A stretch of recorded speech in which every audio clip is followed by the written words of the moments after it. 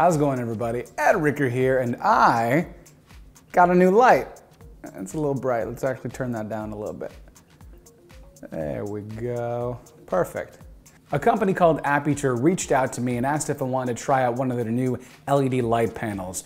This one is the Tri-8 C, which is a bicolor and also build indestructible LED light panel. And if you couldn't tell, it is remote controlled. I love that. It just gets also really bright, but that's a good thing in some situations, right? By the way, I want to give a shout out to Orca Bags for sending me this sand/water bag. I'm using it to weigh down the light right now. The light's not very heavy, but I use something like a sand or a water bag just to make sure that this is going to be nice and sturdy. You can see that this is a water bladder right here, so I've really filled them both up on both sides. And if I were to fill this up with sand, this would be about 25 pounds of weight. So here it is, the Tri-8 C from Aputure. Now there's also a Tri-8 S, which is a single color temperature unit. This one has selectable color temperatures from 6800K all the way down to 2300K, very yellow. So depending on the type of light that you're going to be working with or environment, you can definitely fine tune it right here. How it accomplishes the color changes, you can see that they're actually just different colored LED bulbs. And you switch to blue and only the blue turn on. You switch to the orange ones and only the orange ones turn on. So with that said, the Tri-8 S, which is the single color temperature version, is actually brighter than the C version because you're essentially turning off half of the LED bulbs when you choose a color temperature. You'll also notice, and if I turn this off again, that these are all in a very kind of strange squiggly pattern, and there's actually an A for Aputure right there in the center. But the reason they're not in columns and rows is because of LED shadow. So if I turn this on, you can see that I'm pointed directly at the camera, very bright. I don't have to turn it very far before you really lose a lot of the light coming off that direction. So it's not a directional light per se, but it does have a more narrow light emitting field of view there. So if you have a normal row and column LED light panel, then you can start to see these weird lines start to happen. If you have some sort of barn doors or some sort of way to direct this light a little bit or control it with a flat surface like that, you'll start to see lines in the shadow that can become a little annoying. So they kind of split it up this way and it kind of negates that whole issue.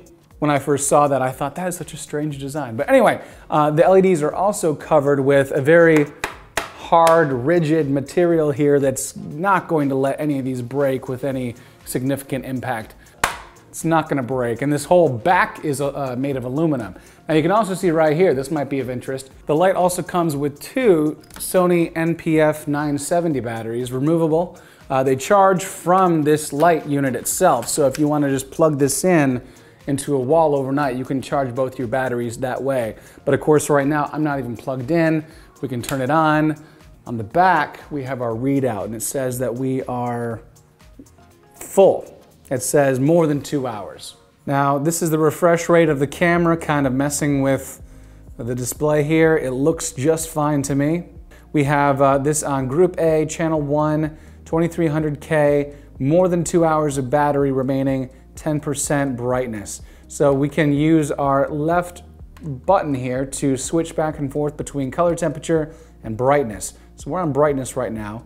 We can turn the dial and it goes all the way up to 100 if we wanted to. Then we press it again and we can get that color temperature to a very blue or, you know, sun, something like that. You can also see on the back that this is the power adapter right there, and you plug in directly into the wall right here. That's pretty nice. This actually has a little clip. You can take this power adapter off if you so choose, but I really like the way they kind of harness it in there just like that. This whole back is basically a heat sink. I've had this on for a little while now and it's cold, honestly, just as cold as any other piece of metal laying out here in the room. And because it has these two solid metal handles, you can really point this. You can also see how directional this light is. That's where that diffusion would come into play and really help if for some reason you needed to light a larger area and you didn't want to have such a directional light like that.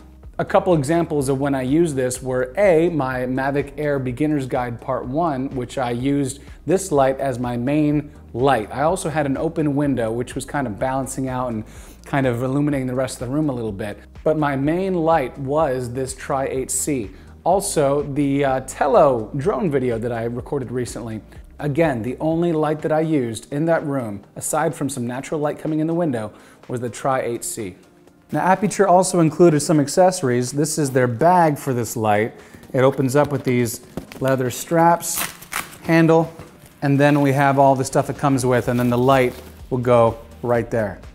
I keep the remote right there, and I showed at the beginning of this video that the remote can control both the light on and off. It can also control how bright the light gets. So with the light on, we can then use this control, press A, and the light will turn off. You can turn it back on, you can adjust brightness, so you can bump this all the way up and make it look like the sun. You can see on the remote that there are A, B, C, and D groups. Now that's another special thing about this light. We turn it around again, we can connect lights together and we can have up to 4 of these things working in tandem. And then you can control light A, light B, light C, all around the room and figure out what your settings are without even leaving, from behind your camera. The bag comes with a shoulder strap. It also comes with a V battery mount, an extension cord for connecting those lights together. This pouch, which has a couple different types of light diffusion and colorization. So this is a little bit on the green side, and this is just simply clear with a bit of frost. We could take this frosted panel here and put it inside the slots. Now you don't see quite as much of that LED shadow, see? It's a little more consistently bright as you turn it. Now it comes with its power cable as well, so you just plug that in. Now we're charging our batteries and we can do this, overnight or however long it takes. Now it does come with this adapter for the light stand. It goes right on the standard light stand connection, and then this goes into the threaded hole underneath the LED panel. However, it's made of plastic and I didn't really have a whole lot of faith in it. So when I actually had a real shoot and I was using this, I decided to buy something else. This is what I bought. It's the same thing, made of metal. Check the video description. I think it's gonna have a little bit longer life to it. It's not gonna be cracking. I would suggest maybe purchasing this. And that's one thing I would like Aputure to maybe upgrade, is this a little adapter for a light stand. I don't think it should be made of plastic when this entire thing is made of high quality aluminum and bulletproof glass and stuff. Finally, they give you a kit called the Easy Frost diffuser kit. The Easy Frost kit comes with 4 little sticks there, little diffusion cloth there, and then the Easy box, which goes around the entire thing. So it increases the surface area of the light by 25%, but it also diffuses it a little bit, softens it up. We have something that can be used for maybe an interview, a little off camera, off to upper right or something. You can see it really softens up the light, and I don't know, I like the look of it. However, I will say, a little tedious to put together. I don't like the fact that you have these little sticks and they're all kind of separate. Now you can put the Easy box with those sticks back in.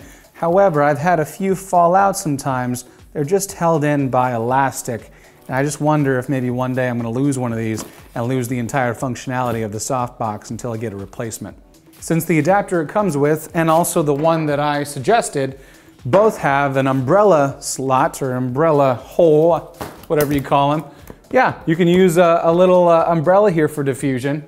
Now you got an umbrella diffusing the light and even creating a larger surface for the light to hit the subject. So this right here with an umbrella on the light is exactly how I shot my 2 tutorials for the Mavic Air and the Tello. This is just the Tri-8 C at 5600K with my camera also at 5600K white balance.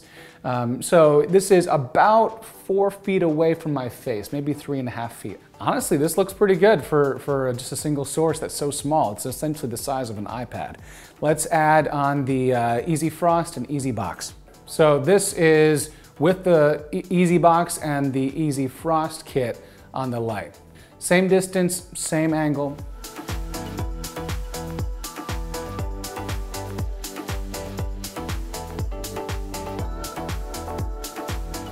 If you want to get more dramatic, you can bring the softbox a little bit closer. Now we're talking. All right, now let's add the umbrella.